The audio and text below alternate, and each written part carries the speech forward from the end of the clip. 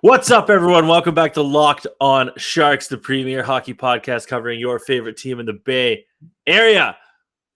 We're taking a break from the draft profiles. We've got 3 of them for you this week, but we figured you didn't want to hear 5 in 1 week. Plus, it's a long way to go to the draft, so we need to save some for later. We'll be back throughout the rest of the season doing those interspersed, intersliced into our regular podcast schedule. But for now, we're going to take a look at the actual Sharks. And we're going to JD came up with a little I don't want to say game, it's not a game, but we're gonna take a look at who needs to have good second halves. After music and a sponsor.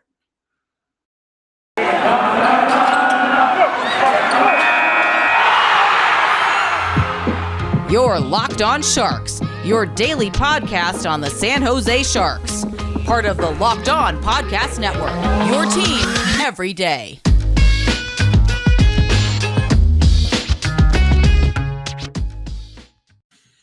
I'm your host, Kyle Demetrius. Back with me, as always, is co-host JD, the spaghetti bolognese to my gnocchi. All right. I don't know. Yeah. Either way, today's episode is brought to you by Bet Online Gambling, because Bet Online has you covered this season with more props, odds, and lines than ever before. Bet Online, where the game starts. Gambler in his neon claws. Rawr. And then Maggie cried. And then Maggie laughed. Such a little trooper. Yes. Gambler is such a good, funny word to say. I don't know. I feel like I've said that one before, but I had gnocchi for dinner. So We had street tacos for dinner. So you had tacos again? Didn't you have tacos yesterday? Tacos is a staple in the household. So I have a question. You live in California, but you are also of the white yes. peoples. Do you have like real tacos or do you have white people tacos? Both. So Both? yes. Do you know what I mean by white people tacos? Yeah, like the crunchy tacos or whatever that you get from Yeah, Old El Paso. Yeah. My favorite is the Old El Paso taco kit. You get like 12 of them, those little white tortilla shells, and they're so small, and you just like mix up ground beef in the pan, throw the taco seasoning on there. Maybe you'll have a couple peppers, cheese, the little taco sauce that comes with it, sour cream, boom, in that little taco. Yep. White people tacos. Yeah. Because there's one thing white people do. It's appropriating other people's cultures poorly. Taco Bell, for instance. Yes. Not Mexican food. Anyway. But it's still delicious. I have Taco Bell like once every 2 years. Oh, man. No, you got to like build up butthole explosion. I have no tolerance. The cheesy gordita crunch is a runny ass crunch after about 20 minutes. You got to build the tolerance. Do you have a go-to Taco Bell order? It used to be the Mexican pizza, but they took those off the menu, so now it's the chalupas. What's a chalupa? It's kind of like the shell is kind of like a crunchy soft shell, I guess is the best way to put it. So yeah. Anyway, and they're like $1 probably. There's like a combo thing with like 2 chalupas and a regular taco and a soda for I don't know, like $8 or something. So yeah. Pretty good deal. But today's episode, we're not going to talk about the whole team, obviously, because that gets boring. We're going to talk about guys that we have deemed need to have a good second half for a variety of reasons, either one way or the other. So guys, you're not going to hear about today. Timo Meier.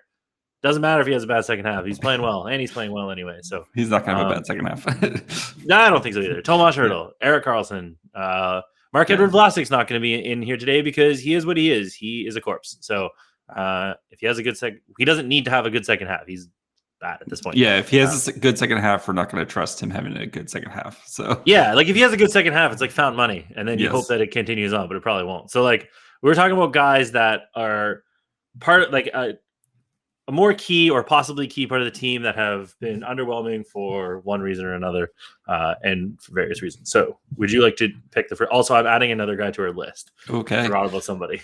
All right. You can go first though. Actually, do you want to do the mystery guy first? Let's do the mystery guy. I'm intrigued now. We didn't have it on here. Kevin Lebec. Who's RIP. Well, he's coming back. He should be back. Supposedly. Yes. He needs to have a good second half because the Sharks need to get literally anything for it. Yeah, and I think we talked about before how he's my big disappointment in the first half because he was literally playing fourth line minutes and was a healthy scratch before his shoulder was disintegrated. Yeah, so for a guy that you're paying to be top 6 guy, you kind of want to get some bang for your buck. And it'd be nice if he did have a nice bounce back, and then you could try to trade him this offseason if you're trying to retool on the fly and get something of value for him instead of just literally at this point, just if somebody offers you like a conditional future pick or something like that, just take it. As long as you don't have to eat salary, just if you could get him off your books. So. Exactly. So a nice second half for him would help facilitate lube up the rails here and have him go somewhere else. Send him to New York. He's from Staten Island, Long Island, one of the islands. They're basically the same thing. Yeah, it's from a New York island. The Rangers do have a ton of cap space, so he could mix. They made some questionable moves. Goudreau for 6 years. We could just Ryan Reeves. Yeah, look. I think LeBanc and Goudreau look like guys who'd be good friends. They probably were from the the Sharks days. They came up through the ranks together, cut their teeth together. Yeah, so I think. Yeah, probably makes sense. So send Kevin LeBanc home. Send him home. He's from New York. He is. I know. This is our new campaign behind our Find William Eklund a Friend. It's Send LeBanc home. Yes. Yes. Our campaigns are generally successful, so we'll see how this one goes. All right. My guy is actually, I'm starting with the Captain Couture, who started the season pretty well when he was on the Dulhan Meyer line and was literally one of the best lines in the NHL, but has definitely cooled off recently. And so Couture right now, he is sitting third on the team with 34 points, 14 goals and 20 assists right now. But like the last 8 games before the very last game before the break, he had 2 assists during that time and just didn't look like the same guy. So it would be nice for him, especially, coming off the break here. He scored right before. Try to get some of that mojo back. Try to kind of get back to being the Couture that we know, especially if you are potentially going to trade Hurdle. You still need some sort of competent center on the team, just to that way the team's not just a tire fire and nobody's developing for the last half of the season. And that way too, going into next year where you're not going to start to have questions about is Couture done? So I think him having a solid second half would really kind of help answer some of those questions. I think too, for him, they're not just going to get, even in a retool scenario, I don't think they're going to get rid of the captain. They might. They've done stupider things like stripping Joe Thornton of his captaincy, and also strip Marleau of his captaincy. But I don't think they're going to get rid of Couture, especially because he's only a couple years into that long deal. So it behooves the Sharks organization to have him play well. So a good second half would indicate that he's been kind of streaky the last couple of years, but he's like you said, he's got to be that second line guy. Especially if Hurdle stays and is re-signed, he needs to be a solid 2C at this point. And so they need to see it. And hopefully that this isn't like a downward trajectory where starts off the season well and then hits the skids. So it's like everybody at this point is a little bit nicked up, and you can't have those little nicks and injuries just kind of really affecting your game. We've seen that recently with his back posture. Like you said, everybody's hurt, so you kind of get over an excuse at some point. Unless you have surgery, your pinky hurts is not really doing it for me. You're tired. Also, I'd like to see him grow a better beard in the second half, but I don't know if that's going to happen. I know. I'm really worried we're not going to get the playoff beards this year. But if you want to grow a playoff beard in solidarity, or you just think beards are cool, like Kyle and I both have a beard, sporting beards, that's where you need to go to Primal Origin Oils. So, got beard, get Primal. You heard me right. Got beard, get Primal. If you or someone you care about has a beard, it needs to get Primal. Maybe your guy who's never considered the benefits of treating your beard with product. Primal Origin Oils will stop the itch and make your beard look healthy and groomed. Their products are free from harmful synthetic ingredients with low impact on our planet. Primal Origin Oils makes balms, oils, and whipped butter that are renowned as the best in feel and beard products available. All products are fair trade certified and handcrafted in the USA. The combo kits make great gifts, or if you're shopping for yourself, you'll be glad you did. They sent me the whipped butter. I've been using it for a while now. No more beard itch, no more that dandruff. Great product. I use it every night before I go to bed, so you should try it too. We know that everyone claims to have the best, but Primal Origin Oils challenge you to compare their ingredients in the feel and beard to their other products they've used. We promise you'll see and feel the difference. Remember, the code LOCKEDON gets you 20% off at primaloriginoils.com. Use the code LOCKEDON for 20% off for Primal Origin Oils. All I can think of now what people say primal is that stupid Liver King account on TikTok. Ugh. Anyway, God, he's so annoying. He's on so much gear. okay. God, but anyway, that's always what it reminds me. Also, I thought you were going for Karma Chameleon in the middle there. Comma, chameleon. Combo kit really tripped you up on that one. It did, yes. Well, because it behind the curtain it says holiday gifts, and we are currently into February. Yes. Valentine's Day. Oh yes. Family Day. We have Flag Day Day is in June. No, I'm not. Okay, you think I'm joking? I know you guys have a Family Day. Family Day is in February. It's the dumbest holiday. At least like Hallmark doesn't make cards for it. But anyway, there's always some sort of holiday. Pancake Day, National Pancake Day. Come on. Our birthdays are both coming up. Yeah. So, who do you want to go with? Who's your next? Who's your person that you want to pick next for guiding? Who's my person? Your person. Yes. Bianca. No, I'm gonna go with offseason signing Nicholas Bonino. Mm-hmm. So he really needs to do literally effing anything.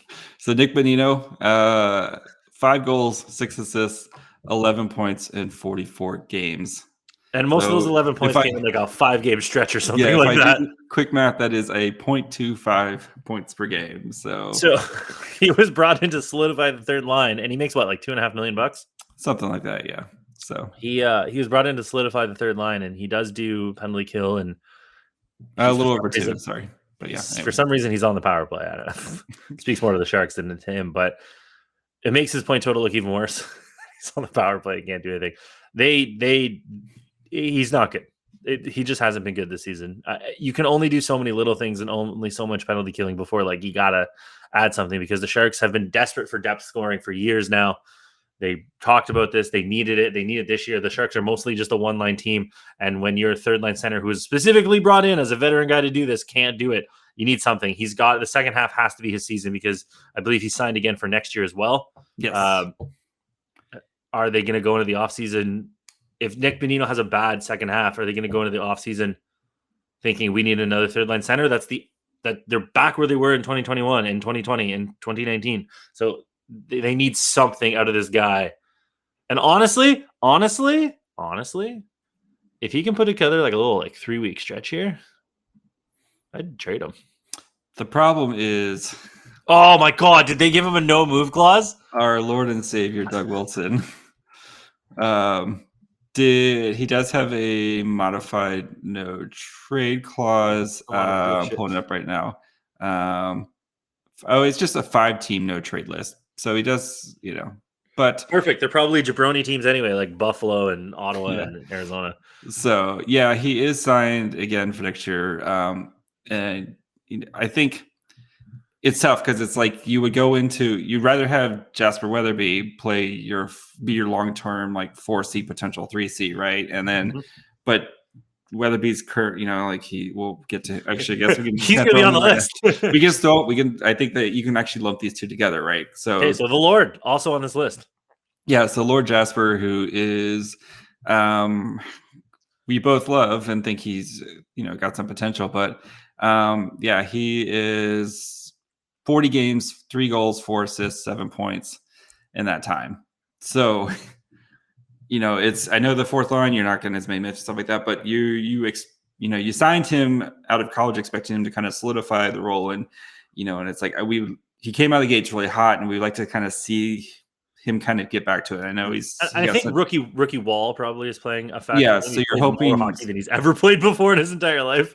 Yeah, so you're hoping coming out of the break here too, he'll kind of get some more energy. But the Sharks' schedule is brutal. I think they're playing 16 games over the next month or something like that. So it's like you're going to have to kind of dig deep for some of this energy. So, but long term, you're hoping Jasper Weatherby is a good 4C, if not a potential 3C, down the road. And Nick Bonino, if you're going into next year and you're going to have questions about Nick Bonino, then, he might be a glorified 4C, and then where does Jasper Weatherby play? And you're kind of stunting Weatherby's development if you have to go find another 3C to replace Bonino, because Bonino is not the guy that you expected when you signed. So, and if the Sharks want to go back to the playoffs and compete and stuff like that, you can't be have two can't be fourth one lines or line. whatever. You need a third line that does something, does anything. Yeah, I mean, when the Sharks were really good, when they had Joe Thornton as a 3C who was the best 3C in the league, because Joe Thornton is a freaking amazing, at 40 years old is still slinging 40 assists a year. Like, yeah, look at the 2016 finals against Pittsburgh. Pittsburgh Yeah. had like Carl Hagelin, I believe Nick Bonino actually, and it was the HBK line and Phil Kessel. Yeah. Like Phil Kessel obviously was out of place there, but like the other two guys were like legit guys. So that's what they're trying to strive for. And if Nick Bonino can't be that guy, it's going to be tough next year again. So a good second half out of him now that he's settled into San Jose would go a long, long way. Okay, Kyle, I was going to say before, if you wanted to bet on Nick Bonino scoring goals, where could you do that? Usually I say the internet and then you say something, but now I have to be like the internet. Okay, Kyle, where would you go? Bet online. I had to do it all myself. I cook and clean, damn it. Yes. Bet Online has you covered with this season with more props, odds, and lines than ever before. The Superb Owl is next week. You can bet on it. It's in like 6 days. When do you hear this? Like 5 days? On Sunday. Bet on some stuff. You could have bet on the Pro Bowl, but hockey's still going on. Football or basketball's still going on. Got some Olympic action right now. Lots of odds, lots of lines, lots of props. BetOnline.net remains the best spot for all of your sports scores, podcasts, and news this season. And it's not just football. BetOnline has up-to-the-minute info on college basketball, March Madness coming up. Lots of people like to get vasectomies and gamble. Yeah, it could be you. NHL, boxing, UFC, maybe some weird stuff like cricket or footy, highlight. I don't know, whatever you're into. Maybe like Polish league hockey. You could throw some zlotys down on that. I don't know. Check it out. Don't wait to take advantage of all the new amazing offers available for the 2022 season. Bet online where the game starts. Yeah, all right. that zlotys were the currency of Poland. That's true. I'm assuming it was. So, my next guy, another offseason acquisition, Aiden Hill. Oh, the slowest glove in the West. Slowest glove in the West. So I think he needs to have a big second half. So he came out of the gates looking really well, then he kind of slid, and then we started when Reimer was hurt. We saw him starting to kind of build that confidence again. I think you spent a second round pick on this guy. You gave him a new contract. I mean, the contract is not the biggest contract in the world, but like he needs to prove why he was worth this second round pick. And if he's going to be the goaltender of the future, that you can maybe bank on when you're trying to become a playoff team, that he's going to, be there for you. And I think, and you don't want to kind of be spinning your wheels again. I think going into next offseason where you're going to have questions of James Reimer, who's going to be, 35 or whatever. And then Hill, is Hill the guy that he's going to be worth? And, Goodrow or Gaudreau is going to be a couple of years away. And you don't want to be kind of in the same spot of having to look for goaltending every year. So I think Hill having a really strong second half and kind of proving why he's worth the second round pick and that he can be a big part of the Sharks organization in the long term. It'd behoove him to have a nice second half here. That's my word. Yes. Similar to the Bonino situation, like you said, if he's got to be, and he's even probably part of the bigger plan than Bonino. Like at least with Bonino, he's gone next year. Whatever, you can find more seeds, more forwards.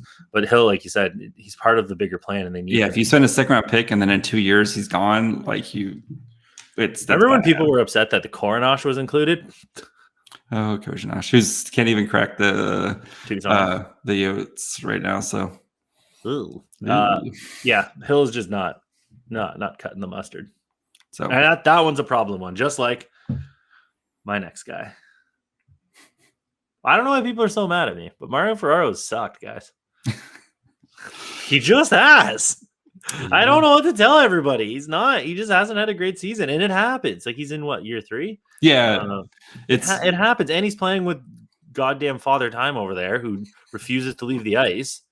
So it's tough. But it came out today as we record this on Monday, February 7th, that Ferraro wants to stay in San Jose long term.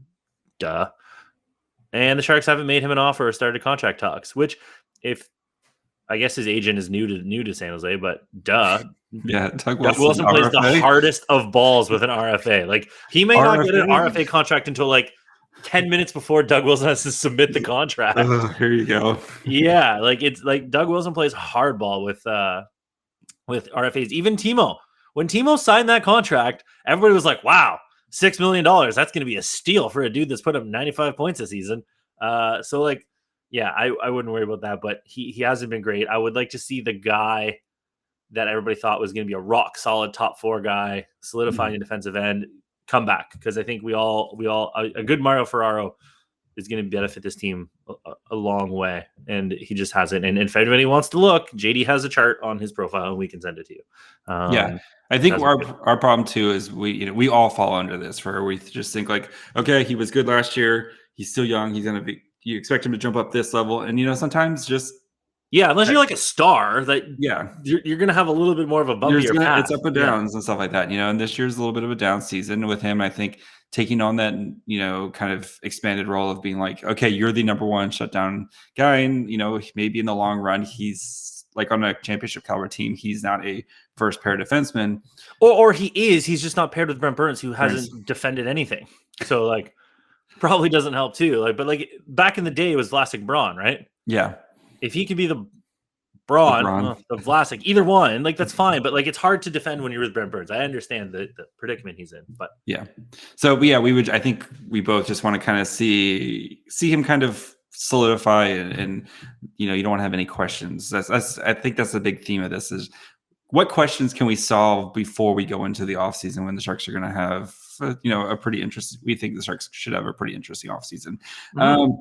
I am going to go with someone who has unfortunately been disparaged on this podcast way too many times, but I'm going to go Noah Gregor, who can't hit the side of a barn right now. He can hit it, just not accurately. That's all he can do, though.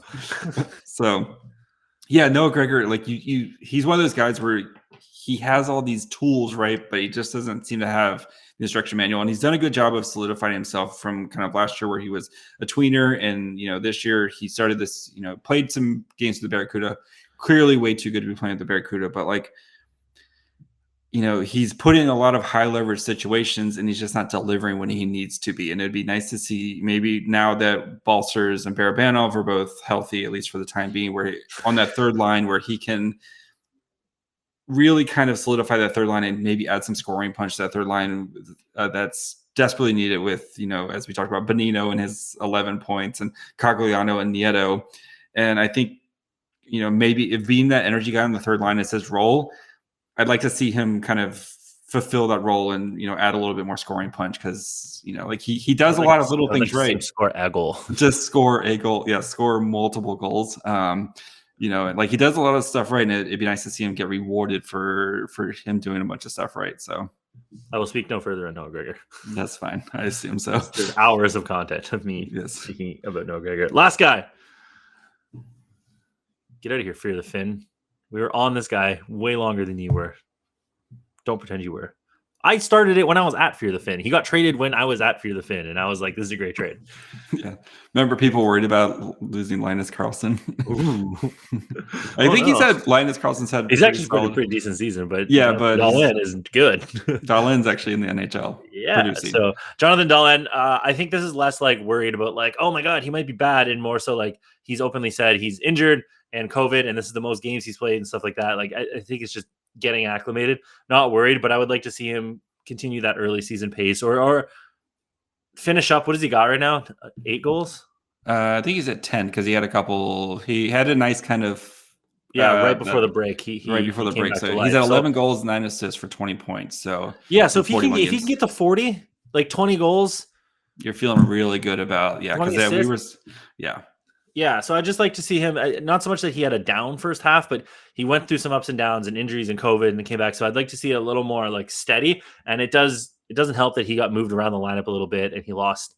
He was a really good part of that Meyer, Couture, Dulhan line. And remember at the beginning of the season, he hit the post like 7 times and was robbed by Hellebuck like 3 times in a row. He could easily have 15 goals right now. I think for the future as like a complimentary top 6 guy or possible 25 goal scoring guy. I think they're going to need him, and I just want to see him. I just want to see him do well. I love my little Jonathan Dulhan. Yes. Yeah, I think that's too. It's just one less question we have to answer going into next. Like, oh, do the Sharks need another scorer? Or now 2 scorers now with Dulhan. If Dulhan has a really nice season, nice end to the season, and like you said, if he hits that 20, 25 goals scoring as a rookie, then you're like, oh man, maybe this guy could be a potential 30, 35 goal scorer down the line when they get a little bit better help around him. So yeah. So I like my little pasty king. I hope he got some sun. He needs some sun, man. He needs some sun. Poor guy. Poor dude. The COVID quarantine really hit him hard. But if you guys think that we were way wrong and that everybody can do no wrong on this team, you can let us know at email. I will delete it. No, but if you have any thoughts about what we did here today, you can let us know at Twitter, Facebook, and Instagram. Again, leave a comment. We will respond. If you respond, I don't know. We'll see it. If you have any prospects you want us to cover specifically, I know there was a request for Rutger McGroarty today. The greatest name. Just absolutely him and Jimmy Snuggerud. There's some quality names on. Yeah. There was another request for Gleb Chokazov. Yeah. That guy who requested Gleb closer to draft day because we're going to wait and see. He's a 2nd-round guy. He may work his way into the 1st round, but we're going to wait and see on him before we do it because we have a lot of guys. Like we have nobody taking Shane Wright yet. We have nobody taking Juraj Slavkovsky yet. We have nobody taking Nemec yet. Jiricek. We have a lot of top guys that people want to hear about that we won't be covering off for a bit. So Gleb is going to have to wait. But if you do have a specific prospect near and dear to your heart, let us know, and we will hopefully cover him at some point. YouTube. You want to watch us? It's just a 2-person thing again. No more menages. I'm going to jump in here. We're up to 550, but right now, I'm throwing this on Kyle right now. We're going to be doing 2 things right now. So once we hit 750, somebody will win my little Martin Jones bobblehead, guaranteed to get you a William Eklund in the future. And if you're watching you should be watching on YouTube because once we hit 1,000, this is the big one. Kyle and I are recreating this. Oh, I can't believe you put this on the screen. I put this on the screen. This is horrifying. Yes. So if you don't know what we're talking about, you should probably go check us out on YouTube right now. So we will be recreating this some way, somehow, but it'll happen. I'll have to fly to... No, I was just going to say I'll have to fly to Fresno, but I refuse. You'll have to come to San Jose. We'll meet in the middle. We'll meet somewhere, yes. But we will recreate somewhere anywhere other than Fresno. We will recreate that. If you don't know what we're talking about, you just have to watch us on YouTube. So, it's terrifying. The Martin Jones bobblehead. Your FedEx guy will go to deliver it, and it'll go right through his legs. That's kind of cool. I like that JD's hawking off his bobblehead because even he doesn't want a Martin Jones bobblehead anymore. I had him at work, and then he's got. Also, I would like to say right now, corporate, plug your ears, earmuffs. If anybody, YouTube official, FBI, hop off. If anybody's good with computers and just wants to make a little bot farm to get us up to those numbers, not above that. Well, I will happily send you the Martin Jones bobblehead. Yeah, I will pay you. But yeah, if you're good with the computers and make a little bot farm and we can get up to 1,000 followers because we've hit our other gates for certain incentives. Yes, this is the last taxes. One. The finger thing means taxes, and those taxes go directly. He's doing the finger thing again. I love that the finger thing means taxes is like off screen. Oh man. Where were we? Oh, you can listen to us Spotify, Apple, Amazon. Where are you getting us? JD's at My Fry Hole. Kyle and his bot farming ways are at Kyle Demetrius. Thank you for making us your first listen. Go check out Locked On Bets. Go check out the Locked On NHL. They've got Olympic coverage for the, especially for the hockey stuff. So if you want to go check out, listen to that. Go check out some of the awesome NFL stuff they sent us to not us, you and I specifically, but they sent people from Locked On to the Super Bowl at Radio Row, which is pretty cool that we're getting there. Kyle, do you think we'll ever go to the Stanley Cup? No. Well, no. We got a couple things going for us. One, the brand. The brand is strong. 2, we're very likable other than other podcasts that are popular, and 3, we are remotely popular on this podcast. On the The one problem is the Sharks are going to the cup anytime soon. Well, it's okay. That's We can okay. go as non-partisans. Yes. Kyle, what other podcast should someone listen to today? Locked on Pistons. I don't know why. Cade Great deadline. Cunningham.